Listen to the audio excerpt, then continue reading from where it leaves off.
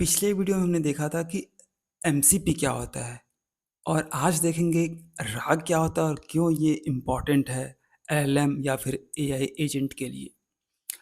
तो अब देखते हैं कि अगर आपने कभी एलएलएम का कॉन्टेक्स्ट लिमिट हिट किया हो या फिर फ्रेश या प्राइवेट डेटा चाहिए हो तो राग आपका बेस्ट फ्रेंड है। अब बोलोगे यार क्या बोल दिया वो समझ में तो नहीं आया। चलिए हम समझते हैं कि ये कॉन्टेक्स्ट हिट करना क्या हुआ। मतलब लार्ज लैंग्वेज मॉडल का एक फिक्स्ड अमाउंट ऑफ टेक्स्ट या इन्फॉर्मेशन एक टाइम में एक कन्वर्सेशन में हैंडल कर सकता है।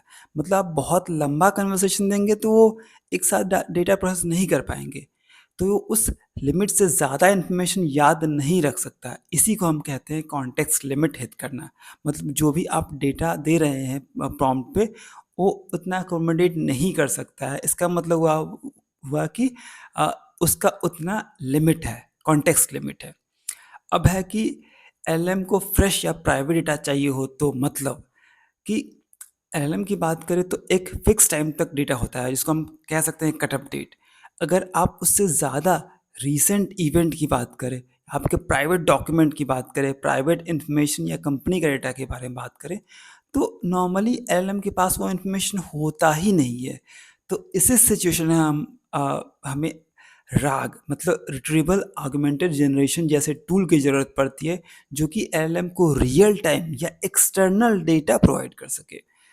अब देखते हैं कि अगर हम पूछें कि अब लास्ट वीक या फिर रिसेंटली आज मार्केट में क्या हुआ या फिर आज कौन जीता मैच, तो ये पुराना डेटा अगर है एलएलएम के पास तो उसके पास नहीं होगा इन्फॉर्मेशन। तो यहाँ पे रैग काम आता है। चलिए हम इसको थोड़ा और डिटेल में समझते हैं कि देखिए हर एलएलएम में एक टाइम तक डेटा एक स्पेसिफिक टाइम तक डेटा ट्रेन करते हैं जिसको हम बोलते हैं कट ऑफ टाइम। उसके बाद का डेटा मॉडल को पता नहीं होता है कि क्या है या क्या इन्फॉर्मेशन है। अब हम एक एग्जांपल पे देखते हैं कि जैसे हम देखें कि हमने यहाँ पे पूछा कि India versus Pakistan women's match 5 अक्टूबर को हुआ था, राइट? आज 8 अक्टूबर को रिकॉर्ड हो रही है, तो 5 अक्टूबर को हुआ था। तो यहाँ पे हमने पूछा कि भाई बताओ, तो ये क्लाउड हम यूज़ कर रहे हैं क्योंकि मुझे चैटजीपीटी पे ऑप्शन नहीं दिखा ये विदाउट रैग वाला। तो हमने यहाँ पे पूछा तो बोला कि भाई देखो इसके अक्टूबर मेरे पास कोई इन्फॉर्मेशन नहीं है, जो कि इनके पास जो इन्फॉर्मेशन जनवरी तक है। तो यहाँ पे कुछ आया नहीं। अब हम क्या करेंगे राग को इनेबल करने के लिए, यहाँ पर राग को इनेबल करने के लिए हम क्या करेंगे, वेब सर्च करेंगे ताकि जो भी इंटरनेट पर जाके सर्च करे, अगर प्राइवेट डेटा है तो प्राइवेट डेटा का एक्सेस देंगे। लेकिन अभी के केस के लिए हमारा क्या है कि वेब सर्च एज अ राग यूज़ होगा। अब हम इनेबल कर दिया हमने इसको। अब सेम क्वेश्चन पूछेंगे, फिर देखते हैं क्या होता है। ठीक है, तो हम ये इनेबल कर दिया। अब यहाँ पे आ जाएगा डिटेल्स।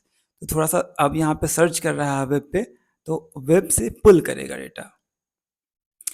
तो बोला great, yes there was indeed match, India versus Pakistan women's match on October 5th 2025, here are the highlights. अब इसने क्या किया कि ये बता दिया कि इंडिया ने पाकिस्तान को 88 रन से डिफीट कर दिया, और मतलब जो भी है।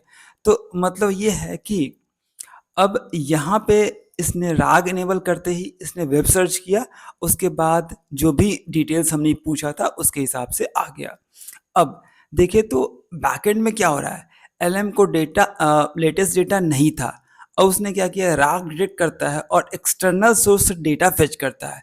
फिर फ्रेश कॉन्टेक्स्ट के साथ फिर फ्रेश फ्रेश कॉन्टेक्स्ट के साथ एलएम के साथ एक्यूरेट डेटा जनरेट करता है। अब अब ये सुनने में तो बहुत अच्छा लग रहा है कि चलो डेटा मिल गया राग से, लेकिन इसके अलग चैलेंजेज है। अगर चैलेंजेज ये है कि गलत डेटा आ सकता है, मतलब इन इररिलेवेंट डेटा या फिर लो क्वालिटी ऑफ इंफॉर्मेशन। अगर नई इंफॉर्मेशन तो कोशिश करेगा कहीं ना कहीं से लाने का, तो उसमें गलत भी हो सकता है। और दूसरा चैलेंज है कि लॉन्ग और कॉम्प्लेक्स डॉक्यूमेंट पार्स करना पड़ सकता है जो कि ट्रिकी हो सकता है। अगर नहीं मिलता है तो अलग अलग जगह पे कहीं बड़ा सा थाउजेंड्स ऑफ पेज की बात करें, जस्ट एन एग्जांपल, तो यहाँ पे चैलेंजिंग हो सकता है, थोड़ा ट्रिकी हो सकता है। तो कॉन्टेक्स्ट मेंटेन करना ज़रूरी है। अगर हम सिक्योरिटी की बात करें तो प्राइवेट डेटाबेसेस से एक्सेस निकाल सकते हैं, जो कि परमिशन अलाउ करना इम्पॉर्टेंट है। मतलब ये है कि अगर हम इम्पॉर्टेंट बात करें तो जो वेक्टर डेटाबेसेस है ये राग का काम ईजी बनाते हैं। मतलब अगर देखें, हाँ एक और चीज़ कि जैसे हम सिक्योरिटी एक्सेस की बात करते हैं, राइट?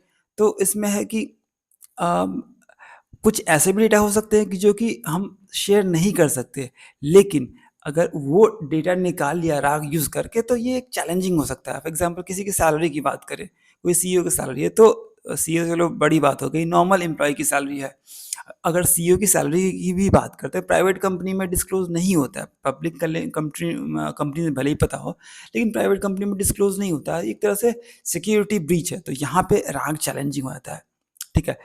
अब हाँ, एक और इम्पोर्टेंट चीज़ की बात करें तो वेक्टर डेटाबेसेस, ये राह का काम आसान करते हैं। अब एग्जाम्पल के लिए यहाँ पे 3 मेडल्स हैं, गोल्ड, सिल्वर और ब्रॉन्ज। अगर हम बात करें तो ह्यूमन्स ईज़िली आइडेंटिफ़ाई कर पाते हैं शेप और शाइन से। यहाँ पे वेक्टर डी भी सिमिलर काम करता है। हर आइटम को एक नंबर मतलब वेक्टर एम्बेडिंग में कन्वर्ट करता है। जैसे यहाँ पे हम डेटा देख रहे हैं, राइट?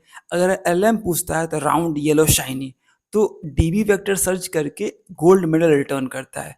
तो वैसे ही रियल लाइफ में हंड्रेड्स से थाउजेंड्स ऑफ नंबर होते हैं। तो टेक्स्ट होते हैं, कोड होते हैं, इमेजेस होते हैं, डॉक्यूमेंट भी इस तरह से स्टोर होते हैं ताकि सर्च शुरू कर पाते हैं, राइट? तो आइडिया सिंपल है, नंबर्स के फॉर्म में मीनिंग स्टोर करते हैं, जो सबसे क्लोजेस्ट है और वो रिट्राइव करते हैं। तो इस तरह से हम लिमिट सेट कर सकते हैं या फिर हम चूज़ कर सकते हैं। तो अभी तक हमें पता चल गया होगा कि राग क्या होता है और ये वेक्टर डेटाबेस कैसे काम करता है। बाकी कुछ मिसिंग हो, कुछ ऐड करना हो तो कमेंट करके ज़रूर करें। बाकी अभी के लिए इतना ही रखते हैं। Thank you so much for watching. See you in the next video. Bye bye.